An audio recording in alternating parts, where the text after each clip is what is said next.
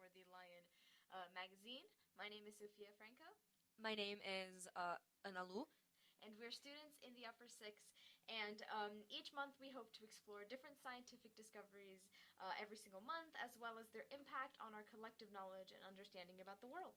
So we're going to be discussing about many different fields in the natural sciences, and we're going to learn a little bit about the development of the scientific world together. So today, last time we discussed a fascinating mathematical hypothesis which helped shape our understanding of prime numbers, and today we're going to veer further into the realm of environmental science and discuss the emerging and slightly controversial technologies linked to solar geoengineering. So when thinking about midsummer, the theme of this month's edition, many of us are quick to recall the recent and ongoing heat wave that struck São Paulo over the past few weeks. This is one of the many tangible effects of the very severe and global climate change phenomenon that we are currently experiencing. And any issue of these proportions is completely unprecedented in the history of the sciences, both natural and social. And so experts have been exploring the types of solutions we can implement in the face of this impending environmental collapse, one of which is that of geoengineering. And Alu, care to give us a rundown of the topic? Yeah, so solar geoengineering refers to a range of strategies and technologies with the principal aim of reflecting solar radiation back into space. The cause of the current levels of global warming we now face is that of specific gases, known as greenhouse gases, that are trapping solar radiation, which causes the Earth's surface to gradually heat. To reduce this heat effect, some companies and scientists have invested in ways to reflect back the solar radiation to prevent it from heating the Earth. Mm-hmm. So these gases that you mentioned, where do they come from? Well, while there are some natural causes, such as volcanic eruptions, greenhouse gases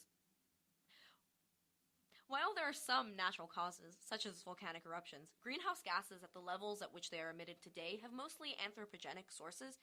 That means they're emitted by humans. For instance, burning fossil fuels like coal and oil releases methane and carbon dioxide into the atmosphere to overly insulate our planet. Very interesting. So now, Sophia, what are some examples of these geoengineering strategies that have been implemented up until this point? Well, Analu, there are many natural landscape features that can be modified and used to achieve these goals of reflecting solar radiation back into space. And to identify these features, we must consider the idea of the albedo effect. Now, the albedo effect is the ability of a surface to reflect back the sun's rays. Clouds are important reflectors of sunlight due to their high albedo, so solar geoengineering methods to enhance this effect have been implemented, including adding sea salt to clouds to make them whiter and therefore more able to reflect light, and thinning clouds in the upper atmosphere to create a blanket that is capable of reflecting sunlight. In addition, the ocean can be used, as some key species such as phytoplankton absorb carbon dioxide in the ocean, so adding fertilizer to oceans to allow these species to thrive can improve carbon sequestration and reduce the amount of CO2 in our atmosphere. Finally, you may have seen some news segments about large white sheets and mirrors being shot into space or being placed over deserts, and these are all highly reflective surfaces which can further reflect sunlight off of these areas of these surfaces. Seems like there are quite a few different methods of solar geoengineering. What exactly are the downfalls of these strategies? Well, interestingly, there are quite a few, and it's important to keep those in mind when we're talking about this as a potential means to combat climate change, right? And this makes this issue particularly controversial.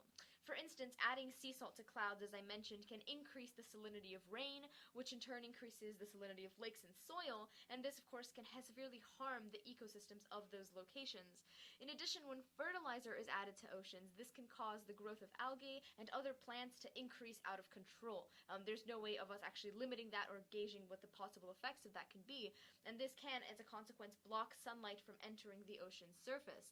And this, of course, can cause damage to photosynthesizing species at lower oceanic altitudes, as they can no longer access this sunlight, which powers the photosynthetic process. And this is another example of how these strategies must be handled with utmost care, as we are, as of yet, not fully aware of the potential negative consequences. There may be many others that we don't even know of.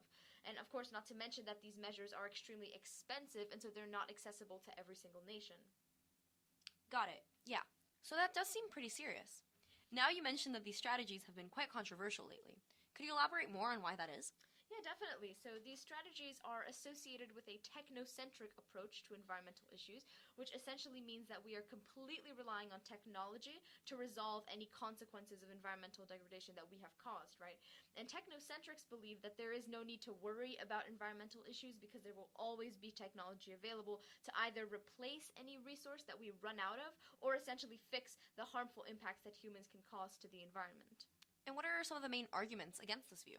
Well, many people say that humans must take accountability for the harm that we have caused to our environment and actively work to reduce the human activities that are, causing this harm. Many scientists have made it evident that solar geoengineering must only be used as a desperate attempt to combat climate change, and more importance must be given to reducing fossil fuel emissions and changing our behavior, which has created this issue in the first place. And creating legislation to enforce this as well is also important. Now, this is the anthropogenic or sort of human-centered approach. Others also suggest that interfering with the natural world is what caused all of this, and interfering more through these technologies can only cause harm. So we must simply attempt to preserve the environment as it is and no longer interfere, which is considered an ecocentric or environmentally centered approach. So, considering all of these perspectives, do you think that we can engineer our way out of climate change? Well, Analu, in a modern sort of technological world, I think it is difficult to deny that technology will play an important role in sort of the way that we address the problems which have been brought to the natural world, right? But I believe that we cannot rely on these solutions in the long term. I think instead we have to focus on radically changing our social, political, and economic systems that depend on environmental degradation, that are currently dependent on environmental degradation. We have to change those systems if we wish to preserve the natural world and lead more sustainable lifestyles. Yeah, I love that conclusion. I think we all need to think more deeply about the individual role we can play in this as well, even if it means raising awareness about these issues in our own school community, which we can maybe even develop into mobilizing industries to enact radical change, as we saw from our most recent guest, Jane Goodall. Yeah, definitely. Well, after all of that, I think the main thing that we've learned is as much as we all hate slowly melting in the summer sun, it can actually offer an opportunity to reflect on the kind of environment that we want to live in and how we can contribute to making that a reality, not only for our sake, but of that of all living beings on this planet. Now, we'd like to thank our listeners once again for joining us in this exploration of environmental science. We hope you enjoyed learning about important discoveries and technologies in the natural sciences and how they impact our understanding and interactions with the world around us. So feel free to continue to research about new important discoveries, be that in environmental science or otherwise, and feel free to give us any suggestions on what you'd like us to explore next. See you next time!